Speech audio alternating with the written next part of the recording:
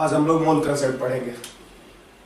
सबसे पहले मोल कंसेप्ट में ये जानना होगा कि मोल क्या है, एवोगाड्रो नंबर क्या है और एवोगाड्रो नंबर आया कैसे। ये तीन चीजें हम लोग को जानना है आज की क्लास में। सबसे पहले ये देखिए कि आप लोग 9th-10th में पढ़े होंगे कि 1 dozen substance is equal to 12 substance. किसी भी चीज का 1 दर्जन अगर लिया जाए तो 12 चीज होगा। जैसे 1 दर्जन हम अगर एप्पल लेते हैं 12 एप्पल होगा, 1 दर्जन हम पेन लेते हैं 12 पेन होगा, 1 दर्जन अगर हम सेब लेते हैं 12 सेब होगा। कुछ भी अगर हम 1 दर्जन ही होगा। Similarly 1 mole substance is equal to 6.022 into 10 to the power 23 substance. In similar way, exactly same way, 1 mole atom लेंगे 6.022 10 power 23 एटम होगा। 1 मोल आदमी लेंगे 6.022 इंटू 10 power 23 आदमी होगा। 1 मोल हम पेन लेंगे 6.022 10 power 23 पेन होगा। सवाल ये उठता है, आप लोग 9th-10th में पढ़े होंगे, तो सबसे पहला क्वेश्चन ये रेज करता है कि जो नंबर दिख रहा है 12, ये जो नंबर दिख रहा है 6.022 इंटू 10 to the power 23, ये कहां से आया है। बात अगर हम 12 की करें तो ये एक आर्बिट्ररी सेट किया हुआ नंबर है। मतलब किसी ने मान लिया कि 1 दर्जन बराबर 12 चीज, सभी लोग मान रहे हैं कि 1 दर्जन बराबर 12 चीज। लेकिन बात अगर हम इसकी करें 6.022 into 10 power 23 की, तो ये कोई आर्बिट्ररी नंबर नहीं है। क्यों? क्योंकि 1 मोल जो एक साइंटिफिक मेजरमेंट है और इसीलिए इसका कुछ लॉजिक होगा क्यों आया ऐसा। अगर आर्बिट्ररी सेट करना होता है तो कुछ अच्छा नंबर सेट करते ही 6.022 into 10 power 23 क्यों। 1 दर्जन में 12 किसी ने मान लिया, सब लोग मान रहे हैं उस चीज को। 1 मोल में ये माना हुआ नंबर नहीं है, बल्कि ये कहीं से डिराइव हुआ है, कहीं से आया है। इसी नंबर को हम लोग एवोगाड्रो नंबर कहते हैं। आज की क्लास में हम लोग यही पढ़ेंगे कि ये नंबर आया कहां से। 6.022 इंटू 10 to the power 23 कहां से अपीयर हुआ। ठीक है, अब देखिए, अगर हम 6.022 10 to the power 23 का डेरिवेशन शुरू करें तो हम लोग को सबसे पहले जानना होगा AMU, एटॉमिक मास यूनिट। ठीक है, तो आज की क्लास में हम लोग इसी को डिराइव करेंगे with the help of AMU, atomic mass unit.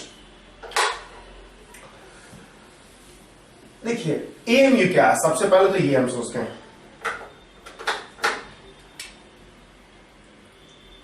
देखो भाई, मान लो हम तुमसे कहते हैं कि वेट ऑफ ए पेन लिखिए। मान लो एक पेन का वेट पूछ रहा है तुमसे, तुम क्या लिखोगे? 10 ग्राम, 20 ग्राम, जो भी, 50 ग्राम, 5 ग्राम, 8 ग्राम, जो भी ये आएगा। अगर हम वेट ऑफ ए मैन लिखते हैं तो क्या लिखोगे? 70 kg या 72 kg, कुछ भी इस तरह से। हम लोग मेजरमेंट कर रहे हैं ग्राम और केजी में। सेम तरीके से अगर हम आपसे कहें कि वेट ऑफ एन एलिफेंट नापिए, वेट ऑफ एन एलिफेंट, क्या लिखोगे आप? लिखोगे 100 ton, not KG, not gram. क्यों?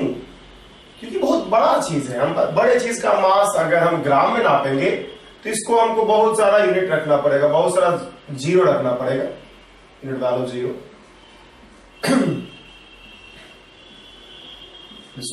दिस वन ये रखना पड़ेगा, इतना ग्राम होगा। और ये बहुत ही ज्यादा बड़ा नंबर हो गया, इसलिए थोड़ा सा मुश्किल होगा। अगर हम वेट ऑफ दिस बिल्डिंग कहें, इस बिल्डिंग का वेट कहें, पूरा जो हमारा हाउस है उसका वेट कहें, तो क्या लिखोगे आप? लिखोगे 500, मान लो 455 टन है। क्या आप देख रहे हो? ये देख रहे हो आप कि अगर हम लोग को मास मेजर करना है या वेट मेजर करना है, केमिस्ट्री में वेट और मास को सेम ही कंसीडर किया जाता है। ये कन्वेंशन है, लोग कर रहे हैं तो हम भी कर रहे हैं, वरना हकीकत यही है कि मास ज्यादा अच्छा यूज करते हैं, लेकिन वेट अच्छे से यूज होता है। बहुत बड़े चीजों का मास, एलिफेंट है, बिल्डिंग है, इन सब का मास मेजर करने के लिए हमने एक बड़ा यूनिट लिखा, टन। सब लोग जानते होंगे 1 ton is equal to 1000 K G. Same तरीके से अगर हम आपसे कहें कि वेट ऑफ 1 एटम नापिए, मान लो 1 हाइड्रोजन एटम नापिए, तो हाइड्रोजन एटम इतना छोटा है, इतना छोटा है कि अगर आप ग्राम में नापोगे तो देखो क्या टर्म होगा। ग्राम में नापोगे तो इसका वैल्यू होता है लगभग 0.1 2 3 4 6 7 8 9।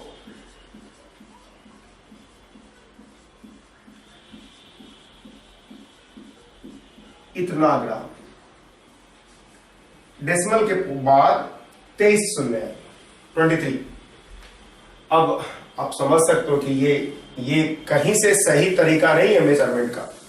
इतना छोटा नंबर के साथ हमने एक यूनिट यूज किया है, ये अच्छा तरीका नहीं है, क्योंकि बहुत छोटा चीज है। बहुत छोटे चीज का मास अगर हम ग्राम में नापेंगे तो बहुत छोटा नंबर आ गया, इतना छोटा कि आप इसको इमेजिन भी नहीं करते होगे, आप इसको एकदम नेग्लेक्ट करते होगे। तो इसलिए हम लोग क्या करेंगे, एक अच्छा ये है कि हम लोग इसको 1 AMU मान लो लिखते हैं। ये आपको अच्छा लग रहा होगा कंपेयर टू दिस वन, ठीक है? ये आपको अच्छा लग रहा होगा, अप्रॉक्स 1 AMU है, तो ये अच्छा लग रहा होगा। तो इसीलिए AMU जो है एटॉमिक मास यूनिट, AMU का फुल फॉर्म होता है, AMU का फुल फॉर्म होता है atomic mass unit, atomic mass unit. कहीं कहीं इसी को यूनिफाइड मास भी लिखा जाता है और यू भी लिखा जाता है, मतलब यूनिफाइड मास। कहीं कहीं इसको आप यूनिफाइड मास भी लिखते हो, एटॉमिक मास यूनिट की जगह यूनिफाइड मास लिखते हो। समझ रहे आ रहा है? पॉइंट सिंपल है कि जिस तरह से हम लोग एक बड़े चीजों का वेट मेजर करने के लिए टन इस्तेमाल किए, मीट्रिक टन इस्तेमाल किए, सेम तरीके से एक बहुत छोटे चीज का वेट मेजर करने के लिए हम लोग AMU इस्तेमाल करेंगे। यही कंसेप्ट है, AMU इसी कारण से आया है, ठीक है? तो हम लोग एटम्स, मॉलिक्यूल्स, आयंस सभी का वेट AMU में नापते हैं, बिकॉज उसके साथ जो नंबर एसोसिएटेड होता है वो अच्छा होता है। एक स्मॉल नंबर होता है, एक ऐसा नंबर होता है जो कि हम लोग यूज करते हैं। तो हम लोग को सारे एटम्स और मॉलिक्यूल्स का मास AMU में मेजर करना है, ठीक है? अब सवाल ये उठता है कि AMU में कैसे मेजरमेंट करेंगे? आप केजी में कैसे मेजरमेंट करते हो? आप अपना वेट नापना है तो 1 kg आपके पास होता है, एक बैलेंस होता है, 1 kg होता है और एक बैलेंस होता है। बैलेंस मतलब तराजू होता है, और इन दोनों की मदद से आप किसी भी चीज का वेट मेजर कर सकते हो। सेम तरीके से केमिस्ट्री में भी अगर आपको वेट मेजर करना है, AMU में मेजर करना है, तो पहले आपको 1 AMU डिफाइन करना होगा। उसके बाद एक बैलेंस, केमिकल बैलेंस चाहिए आपको। केमिकल बैलेंस जो आप यूज करोगे वो होता है एक बहुत ही फाइन इंस्ट्रूमेंट। ऑब्वियसली आप इस वेट को आप तराजू से नहीं नाप सकते हो, तो इसलिए हम लोग एक बहुत फाइन इंस्ट्रूमेंट, एक साइंटिफिक इंस्ट्रूमेंट जिसको कि हम लोग मास स्पेक्ट्रोमीटर कहते हैं, उसको यूज करते हैं, ठीक है? तो हम लोग पढ़ेंगे कि क्या होता है AMU और कैसे आता है ये सब चीजें। देखिए 1 AMU को डिफाइन किया जाता है 1/12 of mass of 1 atom of C12 isotope. Mass of 1 atom of C12 isotope. सुन रहा है? ये डिफिनीशन लिया गया, स्टैंडर्ड डिफिनीशन। स्टैंडर्ड डिफिनीशन जैसे 1 kg का होता है, 1 मीटर का होता है, 1 सेकेंड का होता है। आप फिजिक्स में पढ़ोगे यूनिट डायमेंशन में कैसे स्टैंडर्ड यूनिट लिया जाता है। सेम तरीके से 1 AMU का स्टैंडर्ड डिफिनीशन है 1/12 मास of 1 atom of C12 isotope. अगर हम बात करें C12 का, तो आपको पता होगा कि C12 किस किस चीजों से बना हुआ। कार्बन का एटॉमिक नंबर है 6, तो 6 प्रोटॉन होगा इसमें। तो अगर इसका हमको मास लिखना है तो 6 इंटू मास ऑफ प्रोटॉन। इसमें 6 न्यूट्रॉन होगा 12 - 6, और इसमें 6 इलेक्ट्रॉन होगा। ठीक है। अगर कहा जाए तो ये एक अप्रोक्सीमेशन है, थोड़ा सा हम लोग अप्रोक्सीमेट कैलकुलेशन कर रहे हैं। आगे आप रेडियो एक्टिविटी में समझोगे क्यों अप्रोक्सीमेशन है ये। ठीक। इसके बाद हम क्या करते हैं, 6 को बाहर ले आते हैं। 6/12 मास ऑफ प्रोटॉन 1.672। वैल्यू हम लोग एक अप्रोक्सीमेट तरीके से लिख रहे हैं। मास ऑफ प्रोटॉन 1.672, आगे भी होता है लेकिन उतना जरूरत नहीं हम लोग को। प्लस 1.674 इंटू 10⁻24 ग्राम, और प्लस इलेक्ट्रॉन का मास होता है 9.11 इंटू 10⁻28 ग्राम। आपको साफ दिख रहा होगा कि मास ऑफ न्यूट्रॉन थोड़ा सा ज्यादा है compare to mass of proton, और ये सभी दोनों बहुत ज्यादा है compare to mass of electron. ठीक है। अब अगर हम इसको ये करते हैं कैलकुलेशन, तो 1/2, और अगर इसको आप जोड़ोगे तो इलेक्ट्रॉन के मास को हम लोग नेग्लेक्ट कर सकते हैं, because 10⁻28 is negligible compare to 10⁻24। तो हम लोग इसको कैलकुलेशन करेंगे तो आएगा 6 4 3.346 इंटू 10⁻24 ग्राम। ठीक है। अब इसको कैलकुलेशन करोगे आप तो लगभग आएगा 1.673। ये एक अप्रोक्सीमेशन है, आप इस बात को समझोगे क्योंकि हमने एक दो जगह अप्रोक्सीमेशन किया हुआ है। पहला अप्रोक्सीमेशन हमने न्यूक्लियस के मास को न्यूक्लियॉन्स के मास के बराबर लिया, दूसरा अप्रोक्सीमेशन हमने इलेक्ट्रॉन के मास को नेग्लेक्ट किया। तो अब देखो 1 AMU इज इक्वल टू, हमारे पास क्या आ रहा है, देखो हमारे पास आ गया 1.673 इंटू 10⁻24 ग्राम। क्या हम इसको ऐसा लिख सकते हैं, 1 gram is equal to 1 divide by 1.673 into 10⁻, ऊपर प्लस हो जाएगा AMU होगा।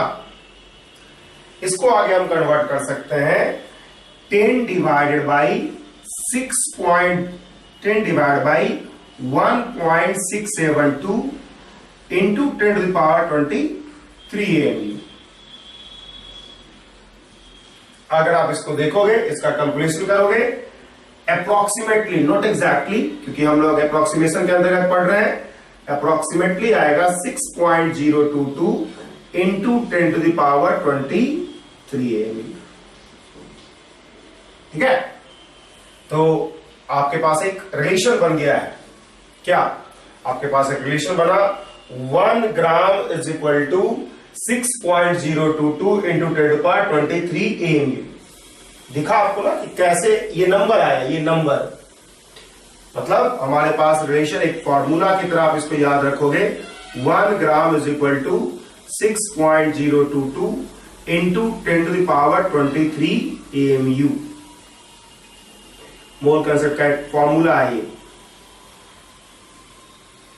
इसके अलावा मोल कंसेप्ट का पहला फॉर्मूला ये हम आपको बताएंगे याद करने के लिए। ये सभी चीजें जो हम बॉक्स में कर रहे हैं ये बहुत इंपॉर्टेंट है, हर जगह यूज होगा। ठीक है, तो आपको दिख रहा होगा कि ये नंबर कैसे अपीयर हुआ, 6.022 इंटू 10⁻23 AMU। हमने 1 AMU का डिफिनेशन लिया 1/12 of mass of 1 atom of carbon 12 isotope, जिससे कि डिराइव होके आ गया 1 gram is equal to 6.022 into 10⁻23 AMU। ठीक है, ये नंबर आया कहां से आपको दिख रहा होगा, AMU के डिफिनेशन से ये नंबर आ रहा है।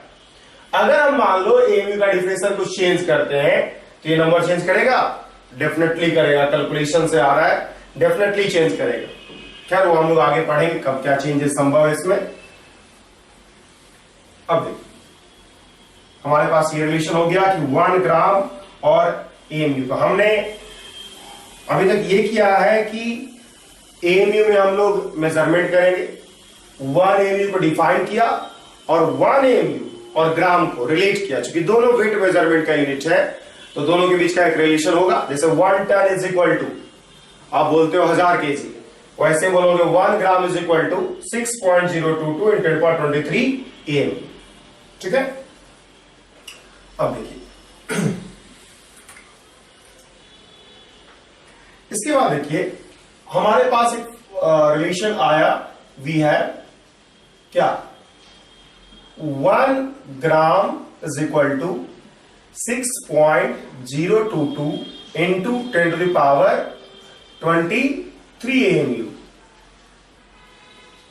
अगर हम दोनों तरफ मल्टीप्लाई कर दे 12 से, दोनों तरफ हमने 12 से मल्टीप्लाई किया हुआ है, 12 ग्राम इज इक्वल टू होगा 6.022 इंटू 10⁻23 और into 12 AMU। Is it okay? सही है भाई, हमने इधर भी 12 से मल्टीप्लाई किया, इधर भी 12 से मल्टीप्लाई किया। अगर आप इसको देखोगे तो ये नंबर क्या है, 6.022 इंटू 10⁻23 इंटू 12 AMU के जगह हम लोग क्या कर सकते हैं, पहला formula mass of 1 atom of carbon 12 होगा। पहला formula 1 AMU is equal to 1/12 of mass of 1 atom of C12। तो 12 AMU इज इक्वल टू क्या होगा, 12 इधर मल्टीप्लाई कर दोगे तो हो जाएगा mass of 1 atom of carbon 12 is equal to 12 AMU, और it is equal to 12 gram. अब देखो एक एटम के मास में ये नंबर मल्टीप्लाई किया हमने तो कितने एटम का मास होगा, इस नंबर ऑफ एटम का मास होगा।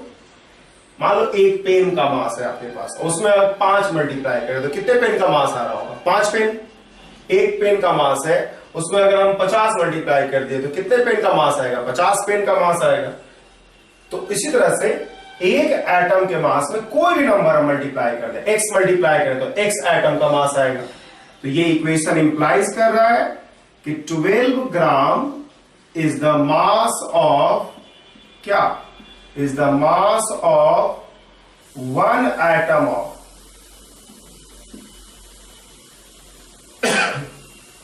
is the mass of 1 atom of carbon 12। ठीक है, इसमें कोई दिक्कत, sorry mass of 6.022 into 10⁻23 atoms of carbon 12। दिख रहा है ना, एक एटम के मास में हमने 6.022 इंटू 10⁻23 मल्टीप्लाई किया तो हमको 12 ग्राम आया। ये इक्वेशन इंप्लाइज करता है 12 gram is the mass of 6.022 into 10⁻23 atoms of carbon 12। समझ में आया? अब देखिए, अब हम लोग 1 मोल डिफाइन करने जा रहे हैं, डिफिनेशन ऑफ 1 मोल। हम लोग 1 मोल का डिफिनीशन लेने जा रहे हैं।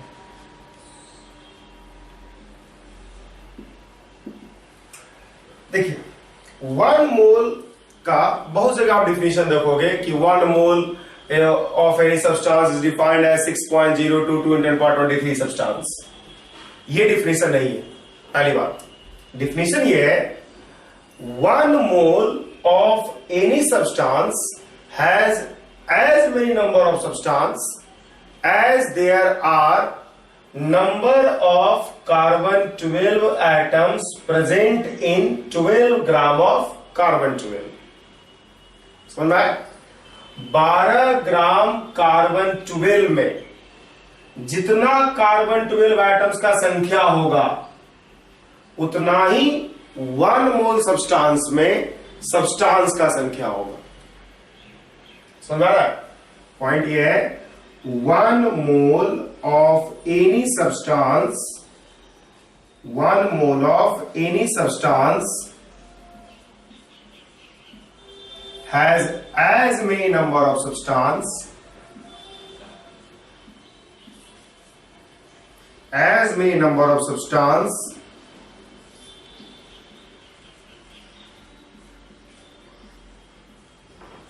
as there are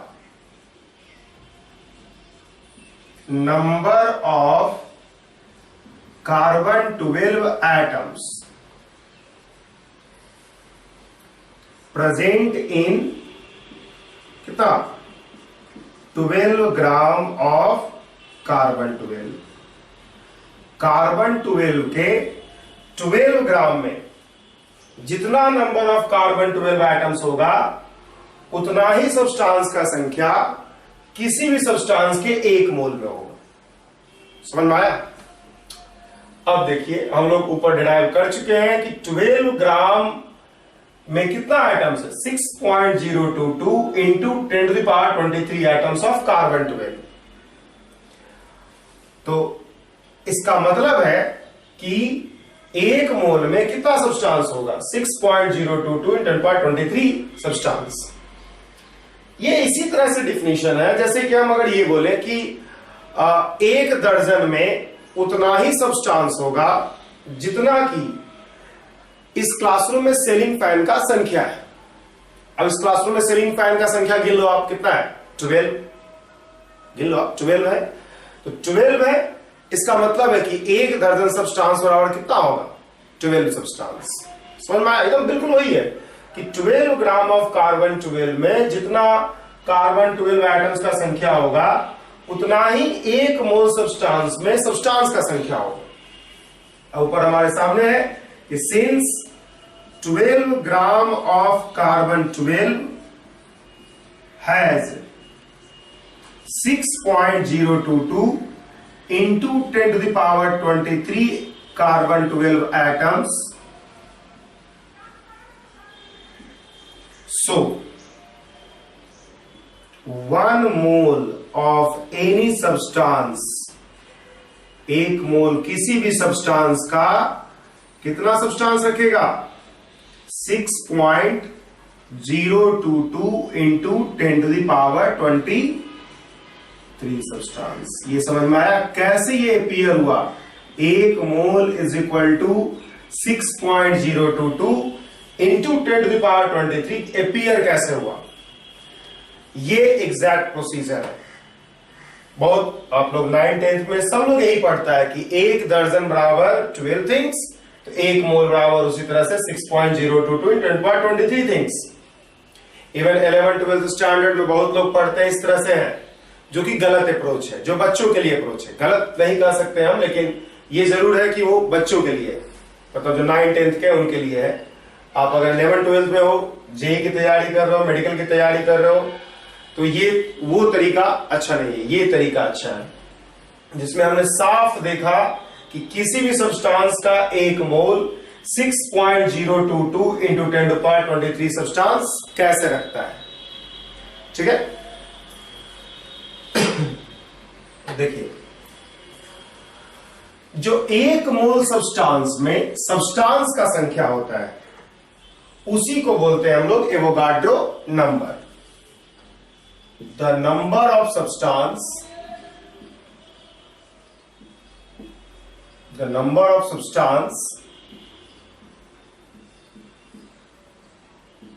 present in 1 mole is called Avogadro number, represented by N and A. Na is equal to हमारे पास कितना हमारे पास नंबर है 6.022 into 10 to the power 23 दिखा। तो इस तरह से वो गाटो नंबर का वैल्यू आता है 6.022 into 10 power 23। सबसे बड़ा पॉइंट ये है वो गाटो नंबर के बारे में कि 99% लोगों को लगता है कि Avogadro number is a constant, जबकि ऐसा नहीं है।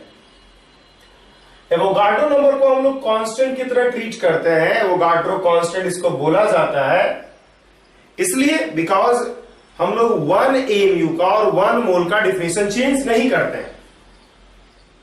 अगर हम 1 AMU या 1 मोल का डिफिनेशन चेंज कर दें तो वो गाड्रो नंबर का वैल्यू चेंज कर जाएगा। आप लोग देख रहे हो कि हमने डिराइव किया बकायदा कि कैसे आ रहा है ये नंबर। जैसे देखिए हमने कैसे लाया ये नंबर। देखिए हमने लिखा था, हमने शुरुआत किया 1 AMU is equal to 1/12 of mass of carbon 12। ठीक है, इससे आया 1 gram is equal to 6.022 into 10 power 23 AMU। इससे हमने रिलेशन निकाला कि 12 ग्राम हैज कार्बन 12 हैज कितना 6.022 into 10 to the power 23 carbon 12 atoms.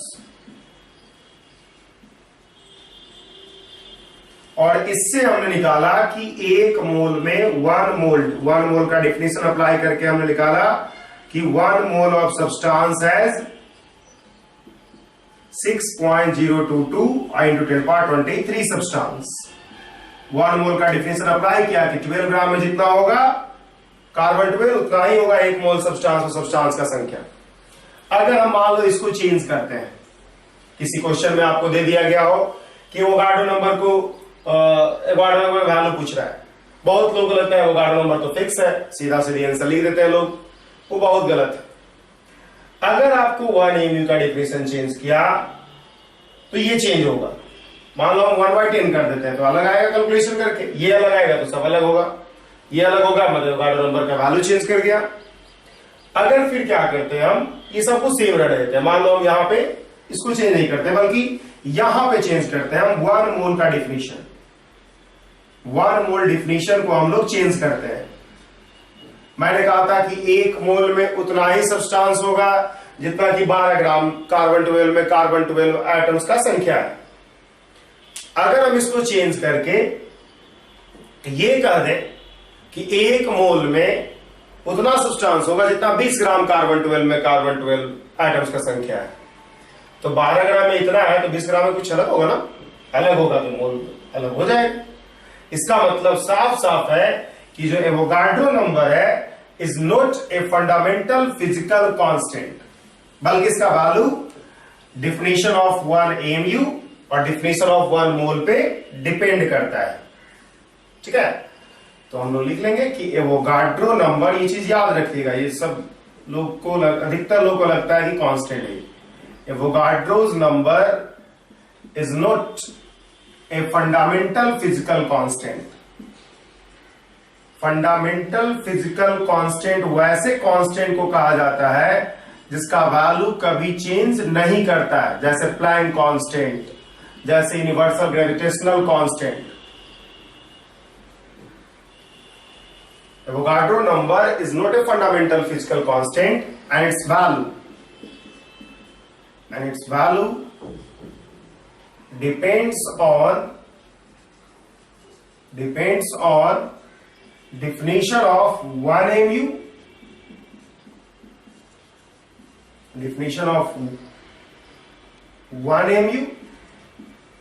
and definition of 1 मोल। तो मोल कंसेप्ट का सबसे बेसिक क्वेश्चन आपसे पूछा जा सकता है ऐसा ही कि वोगाटो नंबर का वैल्यू ही चेंज कर दिया जाए। अगर वोगाटो नंबर का वैल्यू चेंज कर दिया जाए तब कैसे आप अप्रोच करोगे, ठीक है।